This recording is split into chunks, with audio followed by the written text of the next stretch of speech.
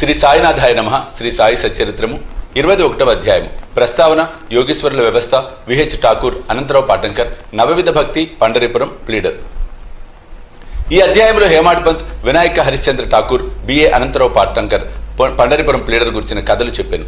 ఈ కథలన్నీ ఆనందదాయకమైనవి. ఇవి సరిగా చదివి గ్రహించినచో ఆధ్యాత్మిక మార్గమునకు దారి చూపును. ప్రస్తావన సామాన్యంగా మన గత జన్మ సముపార్జనం వలన మహాత్ముల సాంగత్యము భాగ్యము పొంది దాని వలన మేలు పొందదము. దీనికి ఉదాహరణంగా హేమాడ్ పంత్ తన సంగతినే చెప్పుచున్నాడు. బొంబాయి దగ్గర ఉన్న బాంద్రాకు ఇతడు చాలా కాలం మెజిస్ట్రేట్గా ఉండెను. అక్కడ పీర్ మౌలానా అను మహమ్మదీయుడు మహాత్ముడు నివసించుచుండెను. అనేక మంది హిందువులు, పారసీకులు, ఇతర మతస్థులు పోయి వారిని దర్శించుచుండిరి. హేమాడ్ పంత్ పురోహితుడగు ఇనూస్ పీర్ మౌలానాను దర్శించుమని అనేక సార్లు హేమాడ్ పంత్కు చెప్పాను. కానీ ఏవో కారణాల చేత హేమాడ్ పంత్ ఆ మహాత్ముని దర్శించుకోలేకపోయాను. అనేక వత్సరముల తర్వాత అతని వంతు వచ్చెను. అతడు షిరిడీ పోయి సాయి దర్బార్లో శాశ్వత స్థానము పొందెను. దురదృష్టవంతులకు ఇట్టి మహాత్ముల సాంగత్యము లభించదు. కేవలం అదృష్టవంతులకే లభించును. యోగేశ్వరుల వ్యవస్థ అత్యంత ప్రాచీన కాలం నుండి ప్రపంచమున యోగేశ్వరుల వ్యవస్థ ఉన్నది. అనేక మంది యోగులు అనేక చోట్ల అవతరించి వారికి విధింపబడిన పనులు నెరవేర్చెదరు. వారు అనేక చోట్ల పనిచేసినను అందరూ భగవంతుని ఆజ్ఞానుసారమే నెరవేర్చెదరు. కాన ఒకరు చేయనది ఇంకొకరికి తెలియను. ఒకరు చేసిన దానిని ఇంకొకరు పూర్తి చేసేదరు. దీనిని బోధించుటకు ఉదాహరణ ఇదిగో కలదు. విహెచ్ ఠాకూర్ వీరు రెవెన్యూ శాఖలో గుమాస్తాగా ఉండిరి. ఆయన ఒకానొకప్పుడు బెల్గాం సమీపంలోని వడగాం అని పట్టణమున ఒక సర్వే పార్టీతో వచ్చాను. అక్కడ అప్పాను కన్నడ యోగిని దర్శించి వారి పాదములకు నమస్కరించాను. ఆ యోగి నిశ్చలదాసు రచించిన విచారసాగరమును వేదాంత గ్రంథమును సభలో ఉన్న వారికి బోధించుచుండెను. ఠాకూర్ పోవునప్పుడు వారి సెలవు కోరగా వారిట్లు చెప్పిరి, ఈ పుస్తకంను నీవు చదవవలెను. నీవట్లు చేసినచో నీ కోరికలు నెరవేరును. ముందు ముందు నీ ఉద్యోగమునకు సంబంధించిన పని మీద ఉత్తర దిక్కుకు పోయినప్పుడు నీ అదృష్టవశమున నీకొక గొప్ప మహాత్ముని దర్శనం కలుగును. వారు నీ భవిష్యత్ మార్గమును చూపెదరు. నీ మనసుకు శాంతి ఆనందములను కలుగజేసెదరు.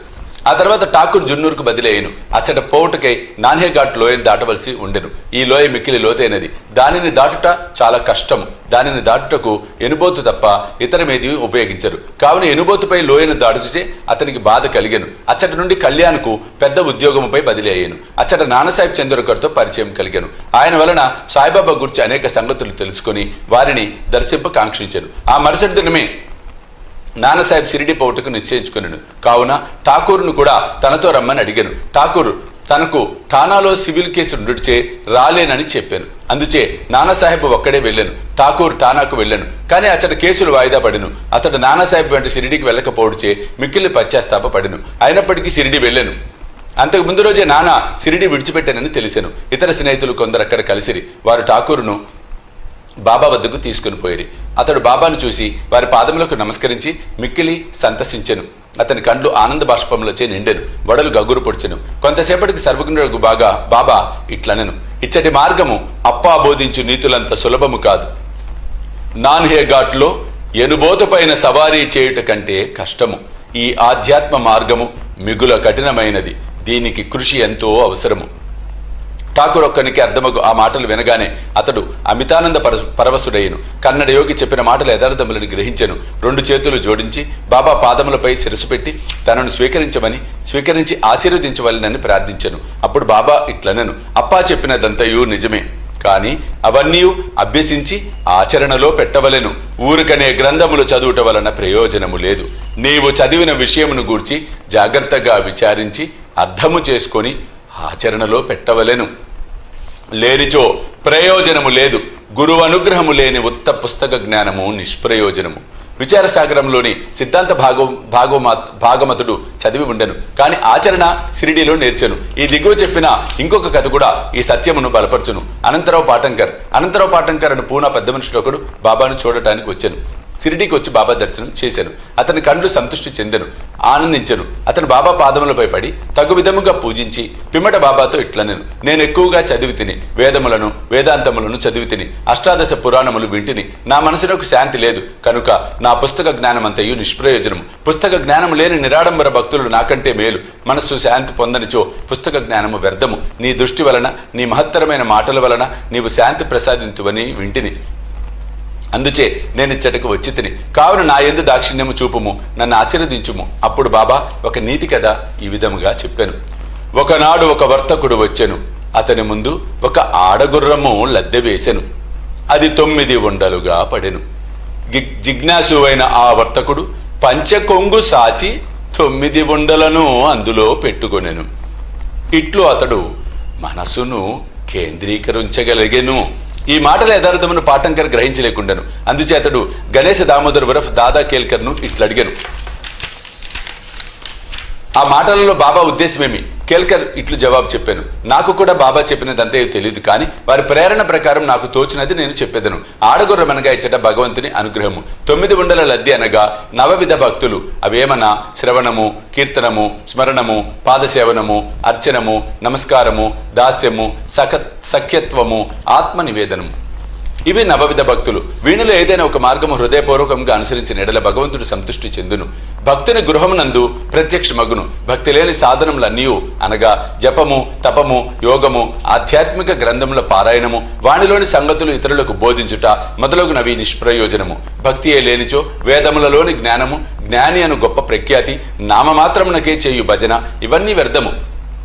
కావలసినది ప్రేమాస్పదమైన భక్తి మాత్రమే. నీవు కూడా ఆ వర్తకుడు అనుకొనుము, లేదా సత్యం తెలుసుకున్నట్టుకు ప్రయత్నించుచున్న వ్యక్తివి అనుకొనుము. వానివలే నవవిధ భక్తులను ప్రోగు చేయము, ఆతురతతో ఉండుము. వానివలే నవవిధ భక్తులను ఆచరణలో పెట్టుటకు సిద్ధముగా ఉండును. అప్పుడే నీకు మనస్థైర్యము, శాంతి కలుగును. ఆ మరుసటి దినము పాఠంకర్ బాబాకు నమస్కరించుటకు పోగా 9 గుర్రపు లద్ది ఉండలను ప్రోగు చేసితివా లేదా అని ప్రశ్నించెను.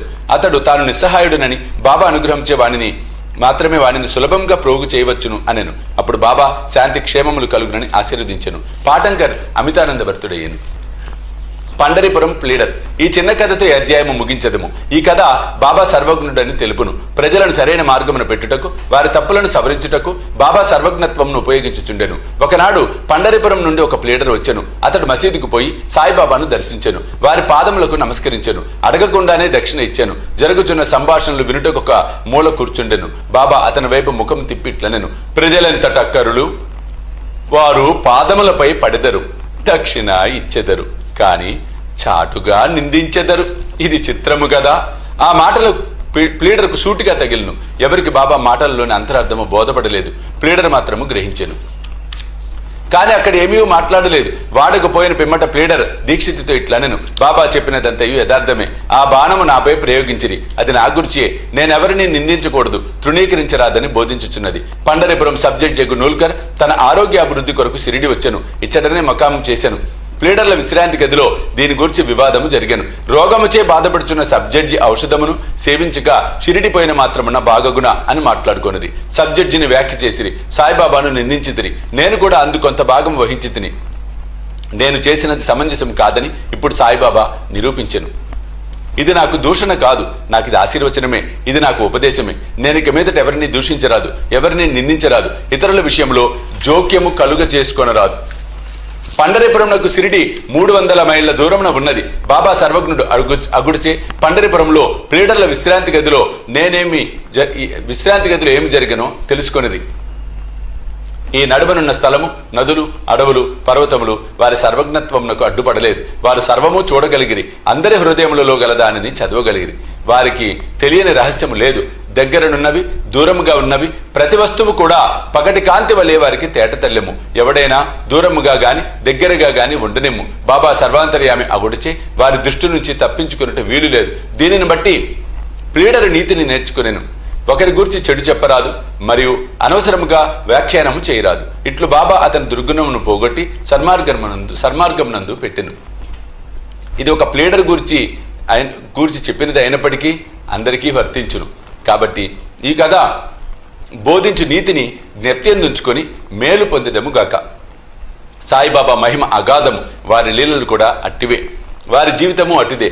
వారు పరబ్రహ్మము యొక్క అవతారమే. 21వ అధ్యాయం సంపూర్ణము. సద్గురు శ్రీ సాయినాథ అర్పణమస్తు. శుభం భవతు.